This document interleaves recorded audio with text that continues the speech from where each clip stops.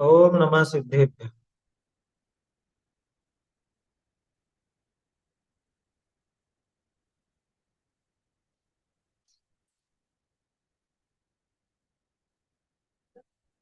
वीरं विशालनयनं रक्तोत्पलकोमलसमपायं दिविहेण प्रणमियून् शीलगुणाणं निशामेह भव की प्रकृति निवारिके प्रकट किए निज भाव वै अरहंत जो सिद्ध पुनि वंदो तिनि धरि चार।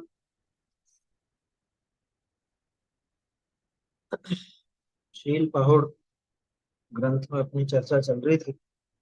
38वीं गाथा कल अपन ने देखी थी कि जिसने जिन वचनों का सार ग्रहण किया है वो विषयों से विरक्त है। ऐसे तपोधन और शील रूपी जल में स्नान किए हुए जीव ही सिद्धालय के सुख को पाते हैं। सिद्धालय के सुख को वो प्रकट करते हैं। ये बात आई थी यहाँ मोक्ष मंदिर में रह के परमानंद अविनाशी अतीन्द्रिय अव्याबाध सुख को भोग। ये विशेषण अपन यूं पढ़ जाते हैं लेकिन एक एक विशेषण पर विचार करना चाहिए कि वो सुख कैसा है। परम आनंद सुख। ये लौकिक सुख जिनको कहा जाता है उनमें तो आनंद की गंध भी नहीं है। है समझ। उनमें आनंद की गंध भी नहीं। उनको तो लोक व्यवहार में कह लो या झूठ मूठ ही कह लो आनंद या सुख कह दिया जाता है। वास्तव में वो आनंद वहां है नहीं। ऐसा परमानंद और जो अविनाशी है। कल इन सब विशेषणों पर अपनी चर्चा हुई थी। इन पर गंभीरता से सोचना चाहिए कि सुख मिले लेकिन विनाशी हो तो वो सुख किस काम का। तो अविनाशी चाहिए।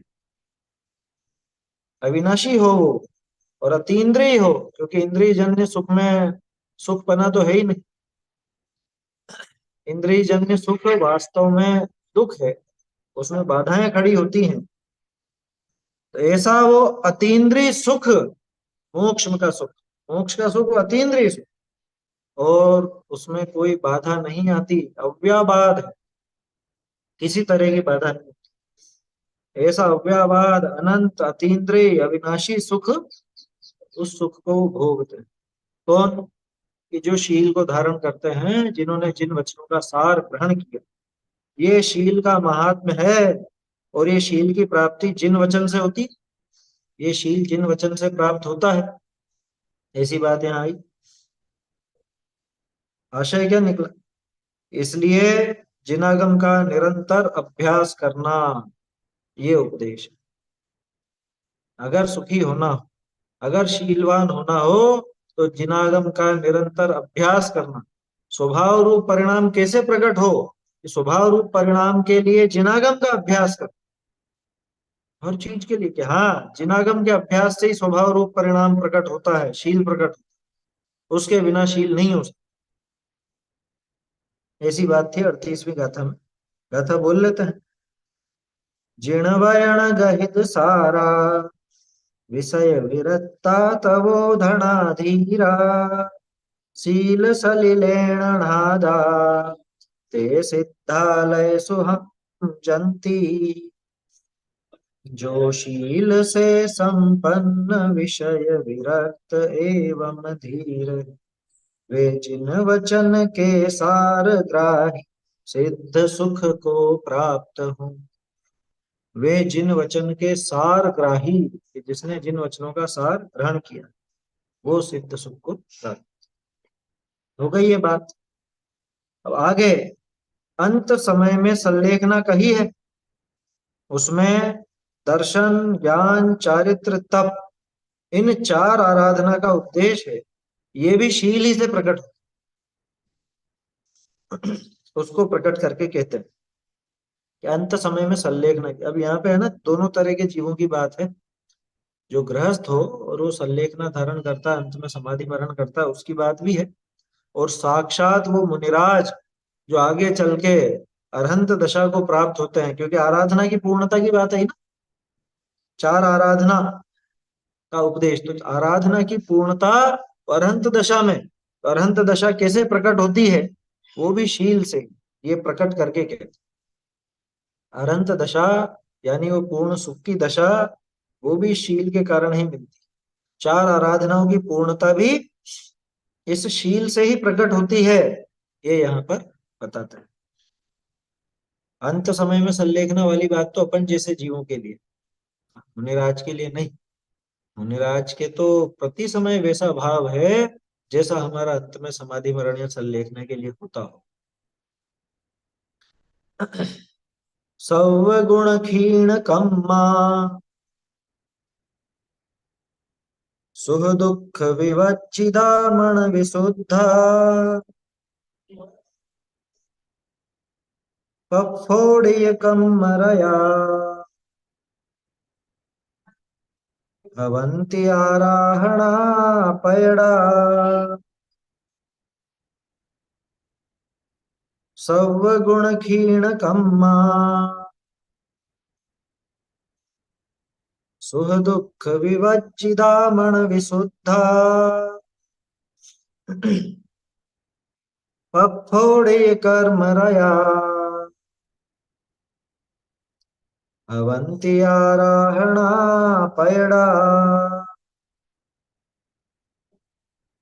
सुख दुख विवर्जित शुद्ध मन हर कर्म रज से रहित जो, वह क्षीण कर्मा गुणमयी प्रकटित हुई आराधना। सौ गुण क्षीण कम्मा, सारे ही गुण जिसके प्रकट हुए और सारे ही कर्म क्षीण हुए। कोई सोचे सारे गुण और कर्म जिसके क्षीण हो गए, ऐसा नहीं लेना। सौ गुण, जैसे बोलते सर्व गुण संपन्न, तो सर्व गुण से तो वो आशय है। क्षीण कम्मा, कर्मों को जिसने क्षीण कर दिया, तो साक्षात तो अरहंत दशा की बात है, क्योंकि क्षीण किया ना, क्षय तो वही होता। भाई क्षीण मोह गुण स्थान है ना, तो क्षीण तो वही होता है। सब गुण क्षीण कम्मा और सुख दुख विवर्जिता, कि सुख दुख से विवर्जित। ये अजीब बात है। भाई दुख से विवर्जित कहते हैं तो बात समझ में आती। सुख दुख से विवर्जित क्यों कह रहे हो? कि जिसको लौकिक जन सुख कहते हैं, लोक में जिसे सुख नाम दिया जाता है, लोग जिसको सुख समझते हैं, ऐसा बाहर में अनुकूलता रूप परिस्थिति है ना, और वो दुख बाहर में प्रतिकूल रूप परिस्थिति, ऐसे दोनों प्रकार की परिस्थिति से जो रहित हैं, अथवा सुख दुख विवर्जिता, चूंकि क्षीण कर्मा है यानी कि क्षीण कर्म वाले हैं, इसलिए कर्मों के उदय में प्रकट होने वाले बाहरी सुख या दुख, सुख समझ में आ गया ना, असली सुख की बात नहीं है। लोक में जिसे सुख कहा जाता है उस सुख की कहा जाता है उस सुख की बात। तो जब कर्म क्षीण हो गए, तो कर्मों के उदय में होने वाला वो बाहरी सुख दुख उससे भी जो विवर्जित हैं, माने जिनके उस कर्म का भी उदय नहीं, तो उस उदय में होने वाले फल से भी वे रहित। कर्म ही नहीं बचे तो उसका फल भी क्यों, ऐसे सुख दुख से विवर्जित। एक और अर्थ, कि बाहर में कैसी भी परिस्थिति बने, उसके प्रति राग ही नहीं है, द्वेष ही नहीं है। बाहर में उपसर्ग या परिचय हो, या बाहर में कोई आरती उतारता हो, उससे कोई फर्क नहीं पड़ता। इसलिए सुख दुख से विवर्जित, सुख दुख से रहित। और कैसे हैं? मन विशुद्धा, कि मन से जो विशुद्ध, कि मन से विशुद्ध है मन, कि शुभ भाव वाले हैं ऐसा, कि नहीं यहाँ शुभ भाव नहीं लेना। यहाँ पे तो चूंकि स्वभाव रूप परिणाम ऐसे शील की बात चल रही है, तो मन विशुद्धा, कि जिनके मन में अब राग द्वेष की कल्पना भी नहीं, राग द्वेष से जो रहित हो गए, ऐसे मन विशुद्ध। ऐसे जीव क्या करते हैं? अब थोड़े कर्म रया कम रया, कि कर्म रूपी रज को प्रस्फुटित, प्रस्फुटित कर दिया। प्रस्फुटित नहीं है, ये ध्यान रखना। प्रस्फुटित तो ऐसा प्रकट होना अच्छा शब्द है, और प्रस्फुटित फोड़ दिया, बिल्कुल बिखेर दिया चारों तरफ। जैसे बोलते हैं चिथड़े चिथड़े उड़ गए, ऐसे। पफोड़े कम रया, कि कर्म रूपी रज के, धूल तो यूं भी उड़ती, एक जरा सा अपन फटका मारते हैं, अभी कर रहे हैं ना सफाइयां सब, हाँ? तो घर में ऐसा फटका मारा आपने तो क्या होता है, वो धूल उड़ने लगती है।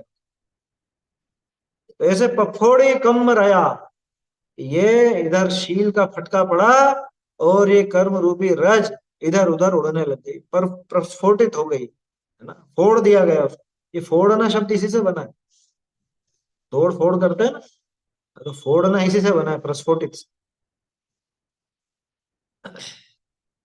फोड़ा होता है, वो फोड़ा भी स्फोट शब्द से बना, संस्कृत में स्फोट कहा जाता है, जो फोड़े हो जाते हैं, फोड़े फुच्ची वगैरह, स्फोट कहा जाता है उसको। तो पफोड़ी ऐसे ये ना, ऐसे रहादा से स्नान बना है। रहादा है। ऐसे ही आया था हाँ ना 38 में, रहादा उसी से स्नान बना है। हाँ, नादा से स्नान बना है, स्नात शब्द है वो, स्नात शब्द से णादा, णादा से स्नान नहीं बना, स्नान से णादा बना, यूं समझ। प्रस्फोटित से फोड़ा बना, संस्कृत से वो प्राकृत डेवलप हुई, इस तरह से लेते। तो फोड़े कम रया, ये कर्म रूपी रज को जिन्होंने प्रस्फुटित कर दिया, उड़ा दिया। अवंती आराहणा पैड़ा, आराहणा पैड़ा, आराधना प्रकट हो गई। ऐसे हवंती ऐसे हो जाते हैं, जो ऐसे हो जाते हैं उनके आराधना प्रकट है, या प्रकटित आराधना वाले वे हो जाते हैं। कौन?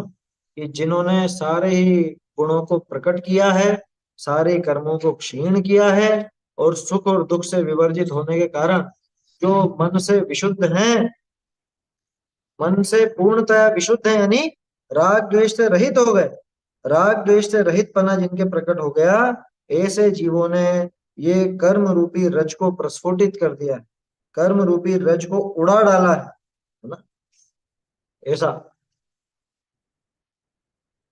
आदिनाथ जी की वो अ, भजन लिखा है दौलत राम जी ने, देखो जी आदिश्वर स्वामी कैसा ध्यान लगाया, उसमें आती है पंक्ति, श्याम अली अलका वली सिर सोहे मानो धुआं उड़ाया, क्या? मानो धुआं उड़ाया। तो वहां तो बालों की उपमा दी, धुआं किसका उड़ाया, लेकिन ये अंदर कर्म जले, और ये अंदर कर्म जो जले थे उसी का ये धुआं उड़ा है। कौन सा धुआं? कि वो जो लहराते हुए बाल आपके नजर आ रहे हैं हवा में, श्यामली अलकावली, काले काले घने बाल, वो ऐसे उड़ते हुए जो नजर आ रहे हैं, क्योंकि 1000 वर्ष तक तप किया ना, तो वो बाल बढ़ गए, खूब खूब बढ़ गए बाल, तो ऐसे उड़ रहे हैं बाल, तो ऐसा लग रहा है कि अंदर में उन कर्मों को जला डाला, उसकी उसका ये काला धुआं ही उड़ रहा हो, उसका ये काला धुआं ही उड़ रहा है। ऐसी वहां पे उपमा है उसकी। कवि तरह तरह से विचार करते, देखो। तो गाथा स्पष्ट है, ये तो शील की महिमा दिखा रहे हैं असल, कि शील कितनी गजब की चीज, स्वभाव रूप परिणाम कितना विशिष्ट है, कि इसके बल पर वो चारों आराधनाएं प्रकट हो जाती, चारों आराधना प्रकट क्या होती है, पूर्ण इसके बल पर होती है। देखो चारों आराधनाएं प्रकट तो शील के कारण ही होंगी, स्वभाव रूप परिणाम के कारण ही होगी, पर उनकी पूर्णता किससे होगी? कि पूर्णता भी स्वभाव रूप परिणाम से ही होगी। मुनिराज पूर्ण करते हैं ना चारों आराधनाओं को, तो मुनिराज जो चतुर आराधना पूर्ण करते हैं, वो कैसे करते हैं? कि निरंतर स्वभाव रूप परिणाम से करते हैं, आत्मलीन होकर के करते हैं। तो आत्मलीनता के समय ही, आत्मलीनता के काल में ही वो आराधनाएं उनके प्रकट होती जाती है, ऐसा समझ। ठीक है। अब फोड़े कम रया, कर्म रूपी रज को उड़ा डाल। चलिए इसका अर्थ और भावार्थ पढ़ते हैं।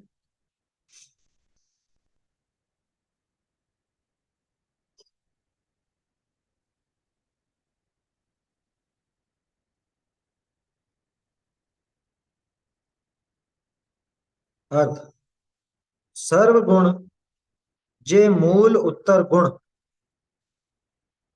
तिन करी क्षीण भय है कर्म जामे, बहुरी सुख दुख करी विवर्जित है, बहुरी मन है विशुद्ध जामे, बहुरी उड़ाए हैं कर्म रूप रज जाने, ऐसी आराधना प्रकट होए है।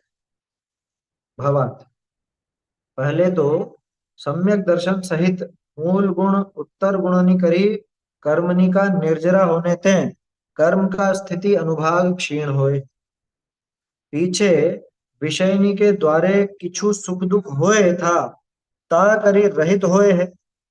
पीछे ध्यान विषय तिष्ठि श्रेणी चढ़े, तब उपयोग विशुद्ध होए।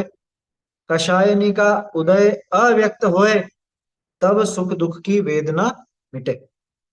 बहुरी पीछे मन विशुद्ध होए, क्षयोक्षम ज्ञान के द्वारे किछु ज्ञेय ते ज्ञेयांतर होने का विकल्प होए, सो भी मिट करी एकत्व वितर्क अविचार नामा शुक्ल ध्यान 12वां गुणस्थान के अंत होए है। ये मन का विकल्प मिटी विशुद्ध होना है। बहुरी पीछे घाती कर्म का नाश होए, अनंत चतुष्टय प्रकट होए है। ये कर्म रज का उड़ना है। ऐसे आराधना की संपूर्णता प्रकट होना है। जे चरम शरीरी हैं, तिनके तो ऐसे आराधना प्रकट होए मुक्ति की प्राप्ति होए है। बहुरी अन्य के आराधना का एक देश होए, अंत में तिसकु आराध्य करी स्वर्ग विषय प्राप्त होए, तहाँ सागरा पर्यंत सुख भोगी, तहाँ ते चय करी मनुष्य होए, आराधना को संपूर्ण करी मोक्ष प्राप्त होए है। ऐसे जानना, ये जिन वचन का और शील का महात्म है। आगे ग्रंथ पूर्ण करे है, तहाँ ऐसे कहे है, जो ज्ञान ते सर्व सिद्धि है, ये सर्वजन प्रसिद्ध है। सो ज्ञान तो ऐसा होए, ताकू कहिए। ठीक है, इसमें मेरे ख्याल से संशोधन नहीं है कुछ भी। देख क्या कहा, सर्व गुण जो मूल गुण उत्तर गुणों में, उत्तर गुणों से जिसमें कर्म क्षीण होता है, जिसमें माने जिस जीव में, जीव में का अर्थ उस जीव के, ऐसा समझ, जीव में नष्ट हो गए माने उस जीव के नष्ट हो गए, ऐसा वहां पर लिखा। सारे गुण कौन से, कि भाई मूल गुण भी हैं और उत्तर गुण भी। जैसे शील के अपन ने 84 लाख गुण देखे थे, है ना, तो ऐसे उत्तर गुणों में गिनती की जाती है उन सबकी। देखो, तो सारे ही गुण, 28 मूल गुण और उसके साथ में उत्तर गुण देखे थे। 18,000 उत्तर गुण भी आए थे। शील के 18,000 वो दोष थे, दोषों के अभाव गुण थे। और 84 लाख उत्तर गुण, ऐसे सब नाम आते हैं। तो जिसमें कर्म क्षीण हो गए हैं, माने क्षय को प्राप्त हो गए, सुख दुख से रहित हैं, ये बात आई गई। जिसमें मन विशुद्ध है, ये एक एक पॉइंट को यहाँ नीचे खुलासा करेंगे जयचंद जी भावार्थ। और जिसमें कर्म रूप रज को उड़ा दी है, ऐसी आराधना प्रकट होती है। वो आराधनाओं का स्वरूप है। आराधना ऐसी कि जिसमें कर्म क्षीण हो जाते हैं, आराधना ऐसी कि जिसमें बाहरी सुख दुख नहीं होता, जिसमें मन अत्यंत विशुद्ध होता है और कर्म रूपी रज उड़ा दी जाए। देखो भावार्थ, पहले तो सम्यक दर्शन सहित मूल गुण व उत्तर गुणों के द्वारा, पहला विशेषण क्या लगा, सम्यक दर्शन सहित, क्योंकि मूल गुण हो लेकिन सम्यक दर्शन नहीं हो, मूल गुण उत्तर गुण वगैरह सभी हो लेकिन सम्यक दर्शन नहीं हो, तो किसी काम के नहीं। तो पहले तो सम्यक दर्शन सहित मूल गुण व उत्तर गुणों के द्वारा कर्मों की निर्जरा होने से। अब यहाँ एक प्रश्न होना चाहिए कि जीव के मूल गुण और उत्तर गुणों से कर्मों की निर्जरा होती है? जीव जो मूल गुण धारण करता है, उत्तर गुण धारण करता है, उससे कर्मों की निर्जरा होती है? कि भाई उनसे तो नहीं होती, लेकिन जब कर्म की निर्जरा के लायक शुद्ध भाव होते हैं, तो बाहर में वो मूल गुण उत्तर गुण होते ही है, वो साथ में होते हैं। उसका बाहरी रूप क्या दिखेगा? भाई निर्जरा तो जीव अपने शुद्ध परिणामों से कर रहा है, लेकिन जो जीव उन शुद्ध परिणामों से निर्जरा कर रहा है, तीन कषाय चौकड़ी का अभाव होने से जो निर्जरा कर रहा है, उसके बाहर में कुछ गुण नजर आएंगे या नहीं आएंगे? तो मूल गुण नजर आते हैं। उत्तर गुण नजर आते, इस वजह से उन मूल गुणों को या उत्तर गुणों को निर्जरा का कारण कह दिया जाता है। इसलिए लिखा, मूल गुण व उत्तर गुणों के द्वारा कर्मों की निर्जरा होने से कर्म की स्थिति अनुभाग क्षीण होता है। कर्म की स्थिति और अनुभाग क्षीण होता है। आपको ध्यान हो तो अभी जो अपन ने सम्यक दर्शन की प्रकटता, सम्यक दर्शन कैसे प्रकट होता है इसका प्रकरण आया था रत्नकरण जी, और उसके पहले भी अपन देख चुके। वो 5 जो लब्धियां हैं, करण लब्धि आदि, उस सब का वर्णन था।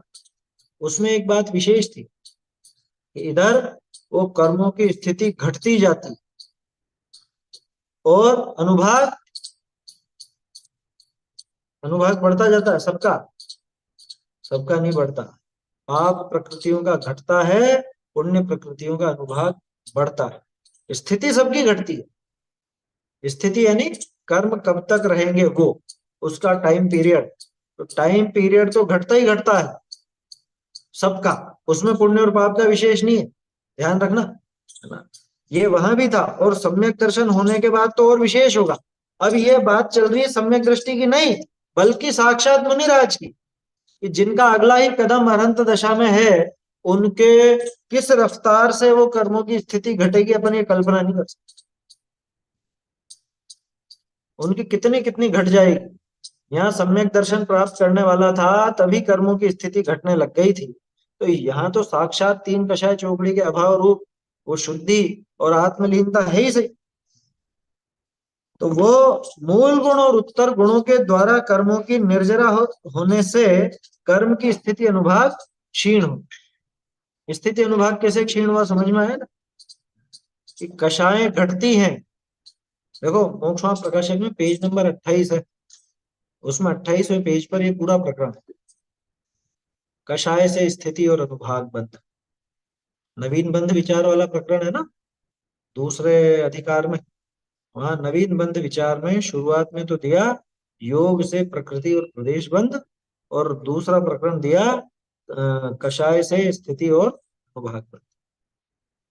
और उसमें पहली ही लाइन क्या लिखी, मिथ्यात्व और राग द्वेष आदि रूप परिणाम इन सबका सामान्य नाम कषाय। पहली लाइन ये, मिथ्यात्व और कषाय इन सबका सामान्य से नाम कषाय। अब कषाय जब घटती है, फिर उसके बाद 28 नंबर पेज पर यह दिया पहले पैराग्राफ क्या, कि कषाय जब घटती, कषाय अल्प हो, है ना, अल्प हो यानी कि मंद हो, तो वहां पे अकेली कषाय की बात नहीं आती, वहां साथ में मिथ्यात्व की बात। ये मिथ्यात्व उधर मंद हुआ, कषाय मंद हुई, तो अपने आप ही उन कर्म प्रकृतियों की स्थिति घटती। स्थिति तो सबकी घटती, किसकी, पुण्य प्रकृतियों की या पाप प्रकृतियों की, कि पाप की घटती, और पुण्य की, अरे पुण्य की भी घटती है। स्थिति दोनों की ही घटेगी। क्यों घटेगी, कारण क्या है, कि भाई स्थिति का बढ़ना यानी उतने समय जीव को संसार में रहना, है ना, क्योंकि जितनी स्थिति है उतना तो संसार में रहना पड़ेगा, और स्थिति घटी इसका मतलब संसार घटा। तो ज्ञानी जीव के तो संसार घटेगा ही घटेगा ना, तो स्थिति घटती। और अनुभाग, कि पुण्य प्रकृतियों का अनुभाग बढ़ता है और पाप प्रकृतियों का अनुभाग घटता है। माने वो जो फलदान सामर्थ्य, फल देने की शक्ति है, वो पुण्य प्रकृतियों की बढ़ी और पाप प्रकृतियों की शक्ति घटी, ऐसा ले, ठीक है ना। तो क्या कहा, कर्म के स्थिति अनुभाग क्षीण होता है। तो यहाँ ये समझ लेना, ये जो अनुभाग क्षीण होता है इसमें ये सामान्य कथन किया है इन्होंने, वो यूं समझ लो कि घात या कर्मों के लिए लिखी बात या पाप प्रकृतियों के लिए लिखी। इसमें ये विशेष बात है कि पुण्य प्रकृतियों का अनुभाग बढ़ता है। तो कर्मों की निर्जरा होने से कर्म की स्थिति अनुभाग क्षीण होता है। हाँ, सभी प्रकृतियों में लगते हैं, प्रकृति प्रदेश स्थिति अनुभाग, ये मोक्षमा चारों जो प्रकाशक के भेद हैं। मोक्षमा प्रकाशक के 263 पेज पे लिखा हुआ है कि अनंत गुणा बढ़ता है प्रशस्त प्रकृतियों का अनुभाग। हाँ, वो सम्यक दर्शन होने का प्रकरण है। सम्यक दर्शन जब होने वाला हो, पंचलब्धि वाला प्रकरण है वो जो आप बोल रहे हो, 263 पेज पर है ना, 7वां अधिकार। तो वहां पे तो सम्यक दृष्टि होने की बात है, यहाँ अब अपन आगे की बात कर रहे हैं। सम्यक दर्शन तो हो ही चुका था। पहले तो सम्यक दर्शन सहित मूल गुण व उत्तर गुणों के द्वारा किसकी बात? साक्षात मुनिराज, साक्षात मुनिराज की बात। पहले तो सम्यक दर्शन सहित मूल गुण व उत्तर गुणों के द्वारा 28 मूल गुणों का निरतिचार पालन, साथ में उत्तर गुणों का भी पालन, इनके द्वारा कर्मों की निर्जरा हुई। प्रश्न ये बनता है अपना कि मूल गुण और उत्तर गुण से निर्जरा हुई क्या है कि नहीं? निर्जरा तो अंदर की उस शुद्धि से हुई, लेकिन साथ में वो मूल गुण आदि भी होते हैं, तो उन पर ऐसा आरोपण कर दिया जाता है कि मूल गुण और उत्तर गुण से कर्मों की निर्जरा। ठीक है ना? वैसा होने से कर्म की स्थिति अनुभाग क्षीण होता है। अभी जो अपन ने उदाहरण देखा था वो सम्यक दृष्टि जीव का देखा। अब सोचो सम्यक दृष्टि के आगे ये तो मुनि बन गए, इनके कितनी और क्षीण हो जाएगी स्थिति। जैसे मिथ्या दृष्टि से सम्यक दृष्टि के बंधे हुए कर्मों की स्थिति क्षीण होती है, तो आगे जैसे जैसे बढ़ता जाएगा कर्मों की स्थिति और घटती जाएगी। आया समझ? कर्मों की स्थिति और ज्यादा घटती जाएगी आगे, क्योंकि इधर तो और विशेष शुद्धि बढ़ती गई ना। पहले सम्यक दर्शन मात्र था, जब उसमें ही कह दिया अपन ने कि इतने गुणा विशुद्धि बढ़ती है तो कर्मों की स्थिति घटती है और पुण्य प्रकृतियों का अनुभाग बढ़ता है, वो सब देखा अपन ने। तो ये काम आगे और ऊंचे लेवल पर हो, स्थिति और कमजोर होती जाएगी, है ना, और ज्यादा कमजोर हो जाएगी मुनि दशा में। श्रेणी चढ़ने की बात आएगी, अभी यहाँ पे श्रेणी का उदाहरण है। तो स्थिति खत्म करते जाते हैं, घटाते जाते हैं, वहां आते हैं तरह तरह की चीजें, स्थिति कांडक घात और वो बहुत सारे होते हैं। स्थिति अनुभाग क्षीण होता है, ये सामान्य कथा। इसमें अनुभाग में अपन ने देख ही लिया पुण्य प्रकृति और पाप प्रकृति का। पीछे विषयों के द्वारा कुछ सुख दुख होता था। 5 इंद्रिय के विषय भोगों का संयोग तो होता ही है ना मुनिराज के भी। बाहर में अनुकूलता भी मिलती है, बाहर में कुछ उपसर्ग परीक्षा आदि भी होते हैं, वो सब भी होता है। बोलिए। यहाँ पे जो दिया था कि कर्म की स्थिति और अनुभाग क्षीण होता है, वहां पे निर्जरा के हिसाब से दिया है। तो निर्जरा हाँ तो जो पहले बांधे हुए कर्म है उस हिसाब से है, तो उनका अनुभव तो क्षीण होगा। अभी जो हाँ, बनने वाली प्रकृति है उसका बढ़ेगा, इस हिसाब से शायद उसका लेना है। बढ़े। हाँ, सही है। निर्जरा होती बंधे वालों की, जो पहले से बंधे हुए हैं उनकी निर्जरा होगी। हाँ, ये विशेष बात इसमें समझने की, जो अपन अनुभाग बढ़ने की बोल रहे हैं, तो अनुभाग किसका बढ़ रहा है? कौन सी पुण्य प्रकृतियों का? जो नई बंध रही है उनका। पहले से जो बंधी हुई है वो उनका तो क्षय करते जा रहे हैं ना, ये निर्जरा करते जा रहे हैं। वहां तो वो अनुभाग भी गया, क्योंकि प्रकृति गई। जब प्रकृति ही जा रही है तो उसका तो अनुभाग भी खत्म होता है। पीछे विषयों के द्वारा कुछ सुख दुख होता था, बाद में का मतलब कि सुख दुख तो पहले से ही था, लेकिन ये जो ये बताया स्थिति अनुभाग क्षीण होता है, इसके बाद स्थिति अनुभाग क्षीण होता गया, इसके बाद क्या होगा कि वो जो सुख दुख होता था उससे रहित होता। अब ये सुख दुख होता था का क्या मतलब? क्या मुनिराज बाहरी दशाओं में सुख दुख, सुखी दुखी होते हैं? उससे उनको कुछ सुख दुख महसूस होता है? मतलब क्या उनको भला लगता है और बुरा लगता है? ऐसा तो कभी नहीं होता। तो फिर ये सुख दुख होता था क्यों लिखा? इसके दो अर्थ लेना। एक तो विषयों के द्वारा कुछ सुख दुख होता था, माने बाहर में अनुकूलता या प्रतिकूलता मिलती थी, धीरे धीरे वो भी कम होगी। सामान्य कथन यही है कि धीरे धीरे वो भी घटती जाएंगी, क्योंकि कर्मों का ही नाश होता जाए। दूसरा, उनके प्रति जो एक संजुलन का भाव, संजुलन राग था ना पहले, संजुलन का भी जो होता था उससे भी रहित हो। आया समझ? खुद को उससे सुखी या दुखी नहीं मानते थे, ध्यान रखना, परंतु संजुलन का राग तो मौजूद है ना। भाई जैसे शास्त्र का अभ्यास करने का भाव आया, तो सामान्य रूप से शास्त्र के प्रति एक राग भी रहेगा, देव आदि के प्रति भी राग रहेगा। ऐसा वो भी खत्म होता जाता, वो भी खत्म होता जाता है। जैसे जैसे ये आगे भूमिका बढ़ती जाती है, मुनिराज आत्मलीनता की ओर गहराइयों में उतरते जाते हैं, वैसे वैसे ये राग भी टूटता जाता है। कौन सा राग? अशुभ की तो बात ही नहीं, वो जो शुभ राग है वो भी, शुभ राग भी टूटता जाता है। अपन इसकी ऐसे कल्पना करो, विष्णु कुमार जी थे, विष्णु कुमार जी को बचाने का भाव आया और वो सारा का सारा फिर वो प्रपंच रचा गया। हालांकि वो दीक्षा छोड़ के रचा। अपन तो ये सोचे हैं कि दीक्षा रहते समय वो बचाने का भाव तो पैदा हुआ था, है ना? और आत्मलीन ही रहते, जैसे कंपनाचार्य आदि रहे, तो आत्मलीन ही रहते तो ये तो कोई भाव ही नहीं आता। और इतने अपने साथियों को बचाने का भाव नहीं आता कि हाँ, नहीं आता, नहीं आता वो। 5 पांडवों का उदाहरण ले, 5 पांडवों में वो 2 पांडव क्यों रह गए? नकुल और सहदेव क्यों रह गए? अरे, कहीं ये अपने साधन में ध्यान से न चिक जाए, इतना मात्र। कोई बचाने बचाने का भी नहीं था, लेकिन इतना मात्र।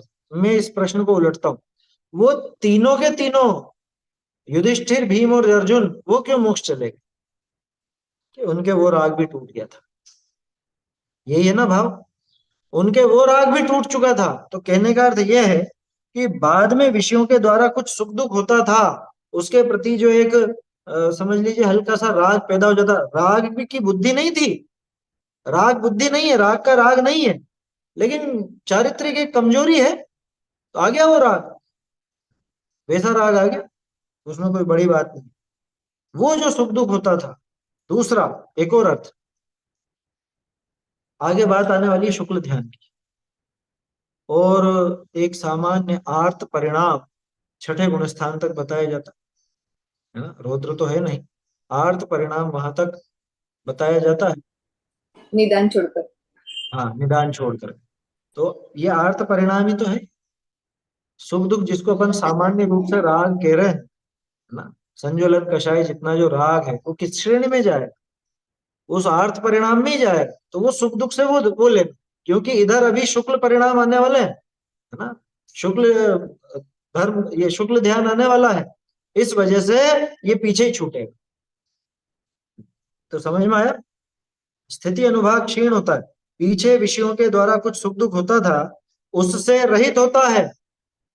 यानी अब जो वो राग आदि का विकल्प चलता था, शुभोपयोग जो था, वो शुभोपयोग भी गया, उससे रहित हो गया। पीछे ध्यान में स्थित होकर, आगे ना बात, भाई शुभ शुभ राग जो चल रहा था उसमें ध्यान नहीं था, आत्मा का ध्यान तो नहीं था।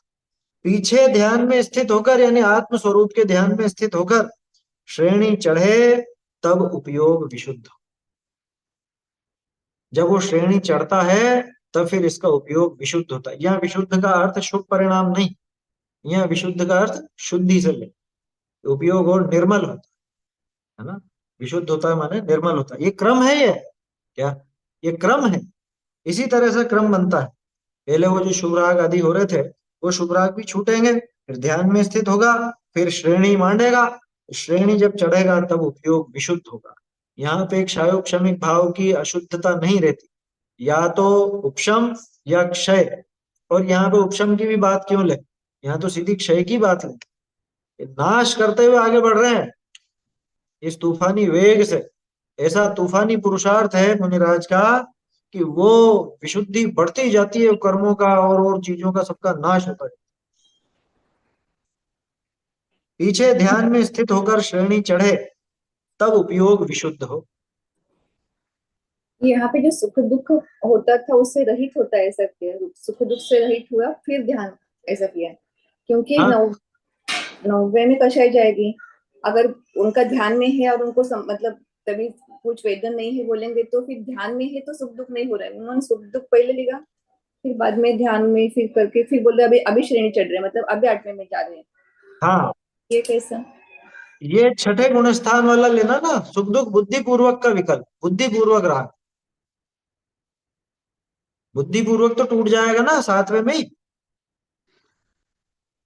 तो बस वो ले लो अपन यहाँ, पीछे विषयों के द्वारा कुछ सुख दुख होता था, कुछ उधर उपयोग लगता था, वो अर्थ ध्यान वो अर्थ परिणाम होता था, वो सब टूट करके उससे रहित हुआ, ध्यान में स्थित हुआ 7वां गुण स्थान, फिर उसके अंत में श्रेणी चढ़े, वहां से श्रेणी चढ़ने लगा तब उपयोग विशुद्ध, है ना। वहां श्रेणी चढ़ता हुआ वो विशुद्ध होता जाता, वो परिणाम बिल्कुल निर्मल होते जाते, ऐसा। तब उपयोग विशुद्ध हो, कषायों का उदय अव्यक्त हो, है ना। कषायों का उदय तो है, अभी समाप्त नहीं हुई। वो जो आप कह रहे हो 9वें तक जाएगा, 10वें तक जाएगा, सूक्ष्म लोक 10वें के अंत में जाएगा। तो ये जो कषाय है, कषाय है, पड़ी भी है सत्ता में। कषाय है का मतलब चारित्र मोहनी है, कर्मों की तरफ से ही है, उपयोग में तो है ही कहा अभी। उपयोग तो आत्मलीन है ना। कषाय शक्ति पड़ी है, और इधर चारित्र मोहनी का अव्यक्त उदय। अव्यक्त उदय क्यों कह रहे हैं? कि व्यक्त उदय तो छठे में दिखता है, ये अव्यक्त उदय, अव्यक्त उदय जिसको अपन अबुद्धि पूर्वक बोलते हैं। तो ऐसा अव्यक्त उदय, कषायों का उदय अव्यक्त हो, तब दुख सुख की वेदना मिटे। उस समय कोई बाहर का सुख दुख नहीं दिखता, क्योंकि उपयोग आत्मा में लग गया। अब बाहर का कुछ दिख ही नहीं रहा, स्वरूप ध्यानी को बाहर की कुछ खबर नहीं, है ना। तो स्वरूप में लीन हो गए, आत्म स्वरूप में लीनता हो गई। अब यहाँ पे किसी प्रकार का कोई सुख दुख की वेदना नहीं हो, तब सुख दुख की वेदना मिटे। तो पहले बहुत वेदना में थे। अरे सामान्य कथन है, पहले वो जो सुख दुख का मतलब शुभ राग का या उसका संजुलन संबंधी जो राग आदि का उदय था, और तद अनुसार वैसे बुद्धि पूर्वक परिणाम भी होते थे, वहां पे अशुद्धता थी, वो वेदना थी। देखो, क्षायोपशमिक सम्यक्त को अशुद्धि की वजह से वेदक सम्यक्त नाम दिया, कि वो अशुद्धि का निरंतर वेदन करता है, शुद्धि को वो वेदता है, यानी वो अशुद्धि ख्याल में आती है बात। तो ऐसे ये वेदना जो अबुद्धि जो बुद्धि पूर्वक कषाय है, बुद्धि पूर्वक जो राग द्वेष वहां चल रहे हैं, भले ही वो संजुलन के, भले ही अत्यंत मंद है, लेकिन है तो वो वेदना, वो कष्ट लगता है उनको। मुनिराज को आत्मलीनता में जो सुख है उसका अनुभव हुआ है, और उस अनुभव होने की वजह से उनको ये सारी चीजें अत्यंत कष्टकारी नजर आती। उनको कष्ट लगता है कि मैं, मेरा उपयोग क्यों बाहर में रमता है, ये मेरी परिणति कलमाशित हो रही। लिखा ना अमृत चंद्राचार्य ने।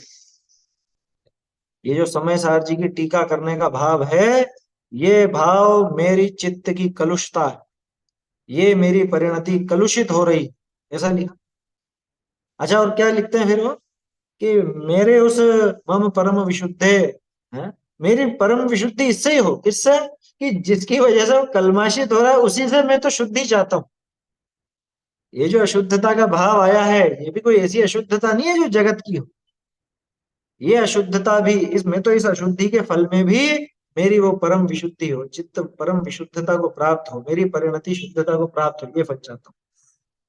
खैर, तो वो तो बात दूसरी थी। ये सुख दुख की वेदना मिटे, ये सुख दुख की वेदना मिटना माने वो विकल्पों का टूटना।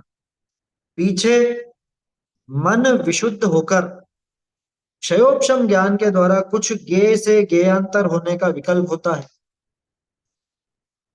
ये विचार, विचार, अर्थ व्यंजन योग संक्रांति जिसको कहा गया, ये उसकी बात है।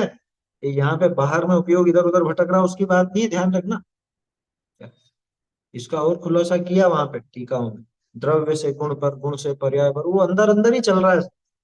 वो स्वरूप ध्यान ही को उसका ख्याल नहीं है, ध्यान रखना। वो उपयोग का इतना बारीक परिणमन है कि वो खुद उस शुक्ल ध्यान वाले को पता नहीं है, वो मुनिराज को उसका पता नहीं है।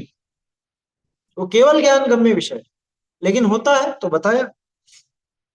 क्षयोपशम ज्ञान के द्वारा कुछ ज्ञेय से ज्ञेयांतर रहने का विकल्प होता है, जो अर्थ व्यंजन योग संक्रांति होती है, जिसको विचार नाम दिया गया।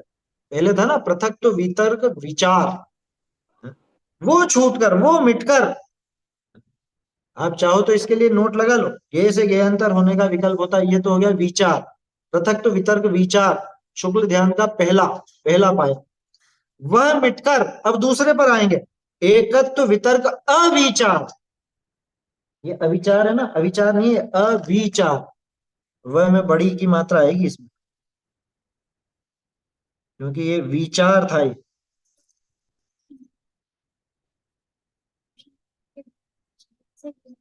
हाँ, ज्ञेय से ज्ञेयांतर होने का विकल्प ये तो है पृथक तो वितर्क विचार, है ना। इसमें वितर्क का अर्थ श्रुत बताया था, वितर्क श्रुतम, और विचार अर्थ व्यंजन योग संक्रांति, अर्थ व्यंजन योग, इन पर इनसे मतलब ज्ञान इधर से इधर टप्पे खा रहा है, अंदर ही अंदर, बाहर के ज्ञेयों पर नहीं, बाहर नहीं। बाहरी चीजों को जानने जाए तो वहां श्रेणी नहीं होती। आत्मलीनता की दशा में ही वो अंदर ही अंदर ज्ञान का ऐसा परिणमन चलता है। तो बहुत सूक्ष्म परिणमन है, वो केवल ज्ञान गम्य विषय है। अपन सिर्फ एक जैसा व्याख्या की गई है उस अनुसार कल्पना कर सकते हैं, बाकी अपन नहीं कर पाते। इसका एक उदाहरण मुझे यूं समझ में आता है, मतलब वो परफेक्ट तो नहीं है फिर भी समझने के लिए। जैसे नींद में अपन सपना देखते हैं और उस सपने में कहां से कहां कैसे क्या पहुंच जाता है ज्ञान, अपने बस की चीज नहीं, लेकिन पहुंच जाता और वो सपना पूरा यादगार रहता। जाने क्या क्या चीज है, फिर कुछ अलग सा ही महसूस होता है सुबह उठने पर कि क्या क्या देखा था, जाने क्या है। परफेक्ट नहीं है उदाहरण, क्योंकि ये तो सपने का तो ये तो दोषपूर्ण उदाहरण। वहां तो उपयोग उपयोग में स्थिर है, आत्मलीन है। अब वो अंदर में ज्ञान कैसी कुलाचे भरता होगा, कैसे द्रव्य से गुण पर, गुण से पर्याय पर, है? वो संक्रांति होती है, उसे विचार कहा जाता है, वो वो भी मिट कर गए। वो उनको भी ज्ञान गम्य नहीं है, केवली गम्य ही है वो हाँ, उनको। नहीं है, केवल ही ज्ञान गम्य, क्योंकि अगर वो उसको जानने जाए तो आत्म स्वरूप से छूट गए। मतलब मुझे तो इसकी ऐसी कल्पना होती है कि मुनिराज जब आत्मलीन होते हैं और वो आत्मलीनता की प्रगाढ़ता बढ़ती जाती है, तो जैसे कोई व्यक्ति एक ऐसे अद्भुत खजाने के उसमें महल में घुसा, अब वो दरवाजा खोल के बार बार अंदर जाता है तो वो आंखें चौंधी आती हैं। कभी ये देखता, कभी ये देखता, पूरा ही खजाना ही देख रहा है, देख खजाना ही रहा है, इधर भी खजाना, इधर भी खजाना, इधर भी खजाना, तो वो सब खजाना ही देख रहा है वो। तो ऐसे यहाँ समझ लो कि ये कपाट खुलते जा रहे हैं, ये इस खजाने के ये द्वार खुलते जा रहे हैं। जैसे जैसे वो श्रेणी में आगे बढ़ते जा रहे हैं, विशुद्धि बढ़ती जा रही है और ये कपाट खुलते जा रहे हैं। अब वो कभी आत्मा का क्या कहें, ये वैभव दिख रहा है, कभी ये वैभव दिख रहा है, कभी ये वैभव दिख रहा है। तो ये इस ज्ञान वहां पे टप्पे खाता है अंदर ही अंदर, और वो पूरा लीनता ही है, वो पूरी लीनता ही है। समझ में ही बात। खजाने में दाई तरफ देखा तो क्या देखा कि खजाना, बाई तरफ देखा तो क्या देखा कि खजाना, ऊपर भी खजाना, नीचे भी खजाना। बस ऐसे यहां समझ, ये आत्म स्वरूप में वो जैसे जैसे लीनता बढ़ती जाती है। एक कल्पना है उदाहरण के लिए, और कैसे समझेंगे तो क्योंकि वो तो केवल ज्ञान गम्य है। देखो, फिर भी अपन ऐसा विचार करते हैं कि कुछ ऐसी अद्भुत बात होती होगी अंदर, आत्म स्वरूप में ही लीन है, खजाने में एंट्री कर रखी है। अब कभी अर्थ पर, कभी व्यंजन पर, कभी योग, वो ज्ञान में ही अंदर अंदर टप्पे खा रहा है, जो भी। हाँ, चकाचौंध, लेकिन चकाचौंध में तो कुछ नजर नहीं आता, यहाँ नजर सब आता।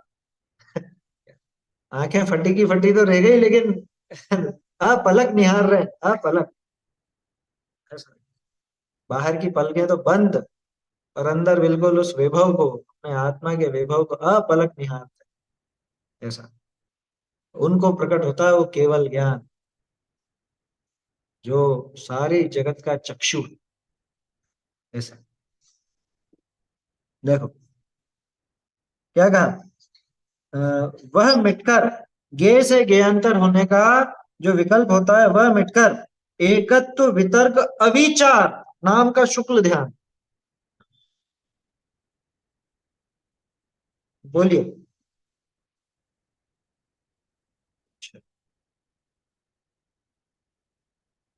बोलिए, अब बोलिए अनम्यूट करके आप। जय जिनेन्द्र पंडित जी। हम्म। जय जिनेन्द्र। हाँ, जय जिनेन्द्र, बोलिए। हाँ, मैं हीरा काला हूँ। मेरे को ग्रुप में ऐड होने के लिए मैंने हैंड इरेज किया है। मेरे को किसी ने, मेरी फ्रेंड ने लिंक दिया है, शिक्षिका हम्म। जी ने। तो आप मुझे ऐड करें। तो वो आपका नंबर मेरे पास होगा तो कर पाऊंगा। आप मुझे मेरे नंबर पर मैसेज कर दीजिएगा, अभी तो आप में से आप कोई नंबर इस पर लिख दीजिए कमेंट में, ताकि ये नोट कर लेंगे आप, तो उस पर आप अच्छा, व्हाट्सएप कर दीजिएगा, है ना, तो ठीक उसमें है, मैं कर दूँ, ठीक है, ओके, जय जय। उससे हो जाए। और जिनवाणी सामने रहती है ना, देव शास्त्र गुरु के सामने जय जिनेन्द्र नहीं किया जाता किसी से। अच्छा, हाँ, ये अपने को ठीक ध्यान है रखना पंडित, चाहिए। चलिए, ठीक। देखिए ये तो क्या बात चल रही थी अपनी, एकता एकत्व वितर्क विचार, यानी अब तो यहीं पे एक तरफ ही लीन हो गए, बिल्कुल एक तरफ ही बिल्कुल लग गए। एकत्व वितर्क विचार या अविचार, विचार में तो संक्रांति थी, विचार में तो ज्ञान टप्पे खा रहा था इधर से उधर।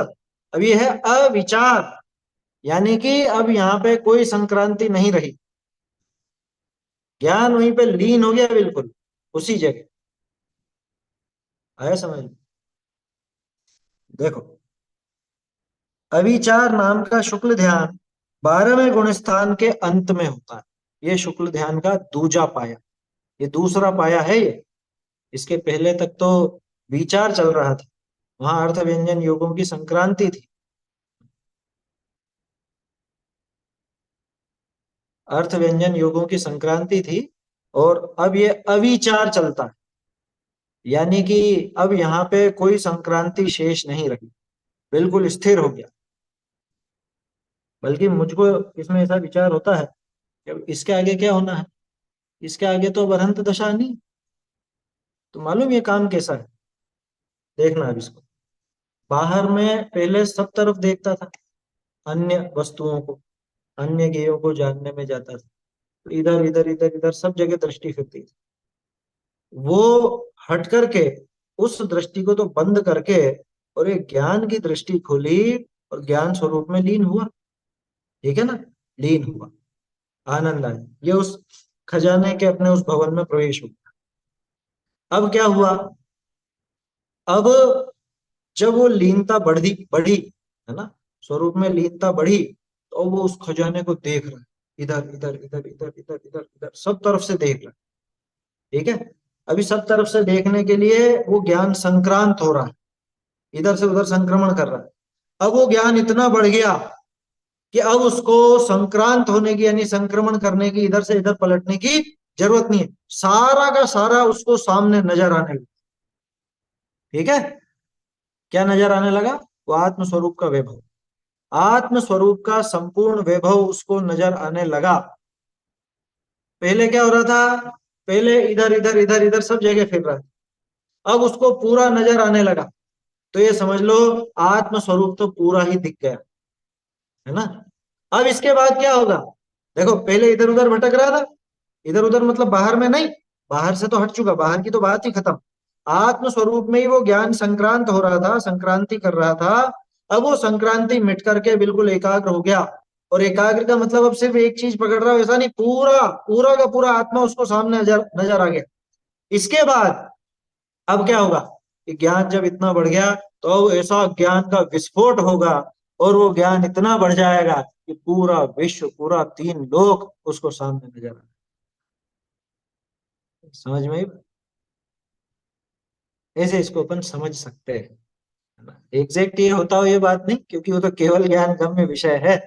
ये तो अपन समझने का प्रयास कर रहे हैं कि पहले जो ज्ञान के वैभव को देखने के लिए उसको इधर से उधर टप्पे खाने पड़ते थे, संक्रमण करना पड़ता था, अब वो संक्रमण मिट करके और पूरा ही दिख गया, तो अब क्यों संक्रांत होने लगे, पूरे को ही ग्रस्त कर लिया उसने उस ज्ञान ने, पूरे को ही ग्रहण कर लिया। तो उसके बाद क्या होगा, कि उसके बाद फिर इसका ज्ञान ऐसा ऐसा फैलेगा, पूरे तीन लोक में फैलेगा, का मतलब कोई बाहर नहीं निकलेगा, रहेगा यहीं कहीं, लेकिन अब पूरा तीन लोक तीन काल उसको समग्र रूप से नजर आए, ऐसा समझ, है ना? आत्मा सहित, छूट करके नहीं।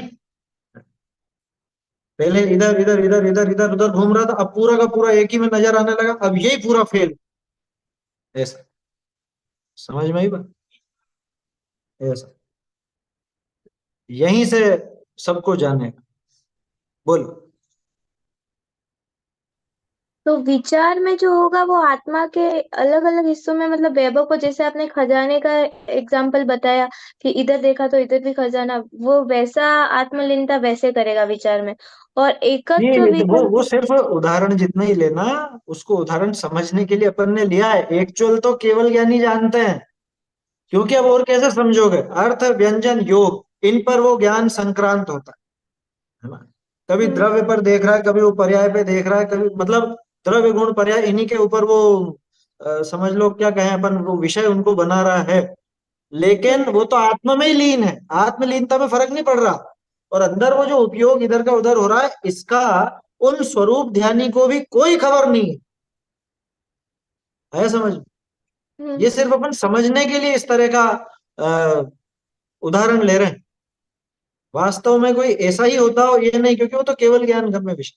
नहीं तो बोलो कैसे बताओगे आप? द्रव्य से गुण पर गया वो ज्ञान, तो द्रव्य से पर्याय पे गया, तो क्या आत्मलीनता छूट गई? आत्मलीनता तो नहीं छूटी वहां पर, है ना। हम्म। आत्मलीनता वहां छूटी नहीं। और ज्ञान में तरह तरह की प्रक्रिया अपने आप, स्वरूप ध्यानी को उस प्रक्रिया का कुछ फर्क नहीं पड़ता, कुछ लेना देना नहीं। देखो, स्वरूप ध्यानी की नजर में मुख्य क्या है? वो ज्ञान या वो सुख? ज्ञान। दोनों में से क्या चीज? वो ज्ञान मुख्य है कि मैं ये आत्म स्वरूप को पूरा जान लूं, ये बात मुख्य है, या वो सुख मुख्य है? आत्मज्ञान को पूरा जान लो, ये मुख्य होगा ना। सुख मुख्य है। वो सारी मेहनत किसके लिए? उस सुख अनंत के सुख लिए, को। है ना। वो सारी मेहनत उस सुख के लिए है। और आत्म स्वरूप की जो समझ लो आत्म स्वरूप में वो लीन है, वो भी सुख के लिए है। तो ये अब उस ज्ञान पे क्यों जोर देने लगे? वो जो आत्मलीन है, तो आत्मलीनता में सुखी है, तो वो तो सुख को पीने में मस्त है। वो मुनिराज तो सुख में, उस सुख में गर्क है, उसी में लीन है, उस सुख का पान करने में मस्त है वो तो। इधर ज्ञान में जो कुछ भी हो रहा हो, है ना, इधर ज्ञान में जो कुछ भी होता हो, वो इधर से उधर अर्थ, व्यंजन, योग, संक्रमण, ये सब जो कुछ भी होता हो, ये होता रहे। और ये होता रहता है अपने आप। ये है वो संक्रांति, अर्थ, व्यंजन, योग पे संक्रांति, ये वो ज्ञान की। सुख की नहीं। मुनिराज किस में लीन है? मुनिराज सुख में लीन। और ज्ञान में अंदर अंदर कुछ भी होता रहे, होता रहने दो। केवल ज्ञान नहीं हो तो मत होने दो, हमें फर्क नहीं पड़ता। तो क्या उनको केवल ज्ञान भी आत्मलीनता नहीं में। चाहिए, उनको चाहिए सुख। हम्म? तो क्या आत्मलीनता में और जो सिद्धशिला में, मतलब जो अनंत भगवान आत्मलीनता होते हैं, उनमें समान सुख होता है, भले वो समान समान, मतलब। अरे चौथे गुण स्थान वाला भी आत्मलीन होगा तो समान सुख होगा, मात्रा में अंतर होगा बस। यहाँ कोई तिर्यंच हो ना, मिथ्या सम्यक दृष्टि तिर्यंच हो, मेंढक ही क्यों ना हो, वो मेंढक आत्मा में लीनता के समय जो सुख वेदता है, जो सुख भोगता है, वो ही सुख सिद्ध भगवान भोग, वो ही सुख अनंतों को।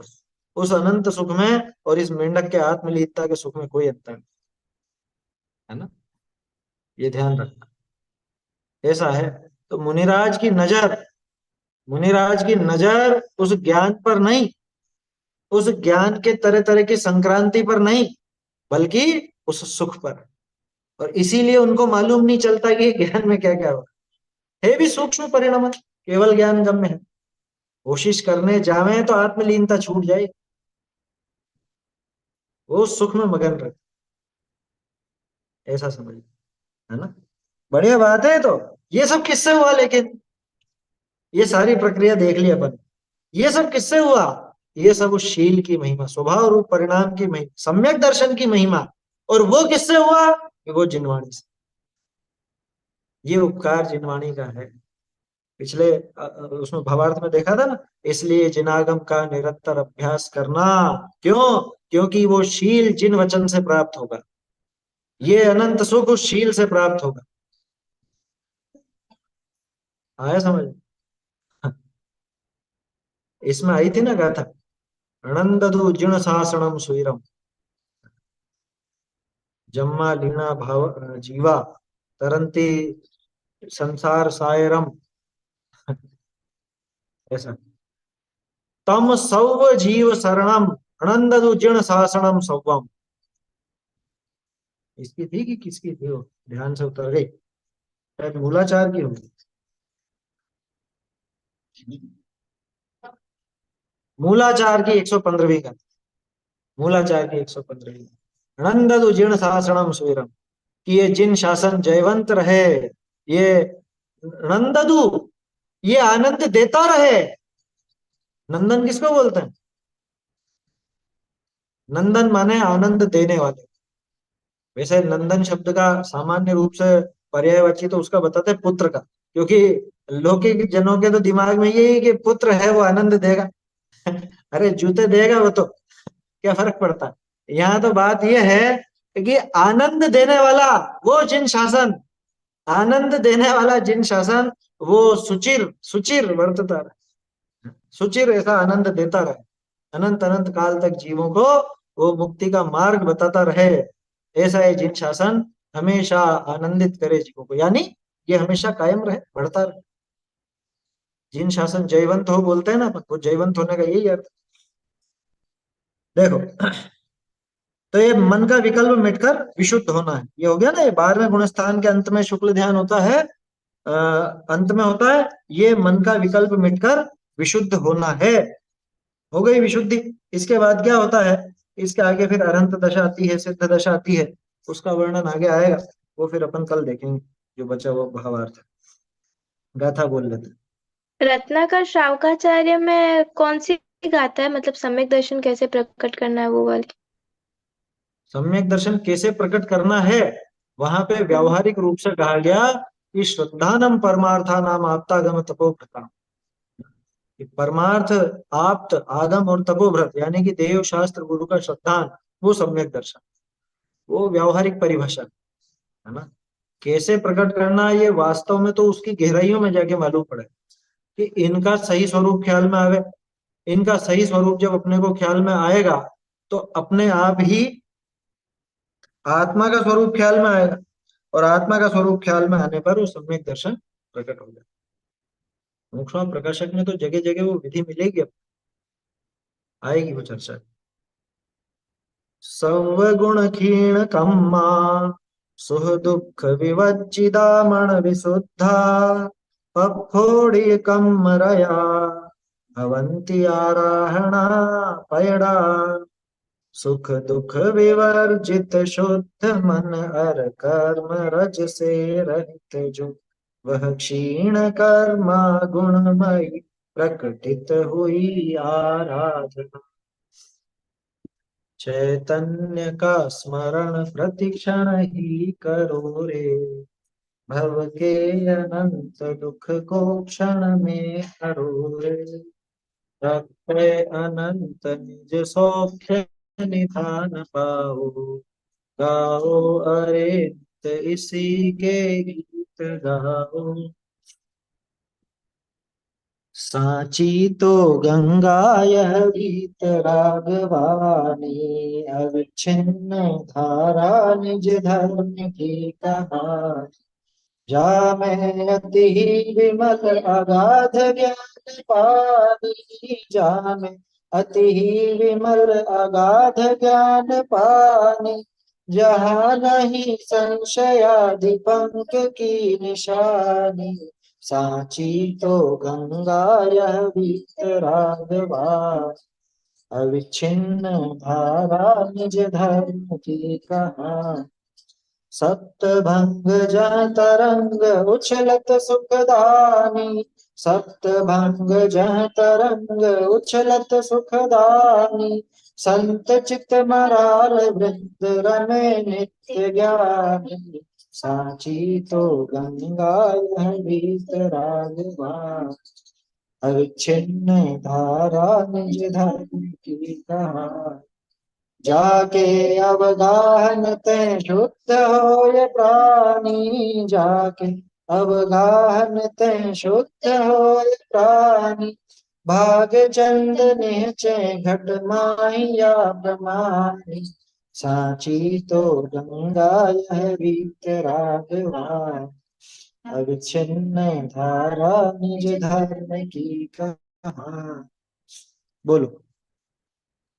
जय जिनेन्द्र क्यों नहीं बोलते देव शास्त्र गुरु के सामने?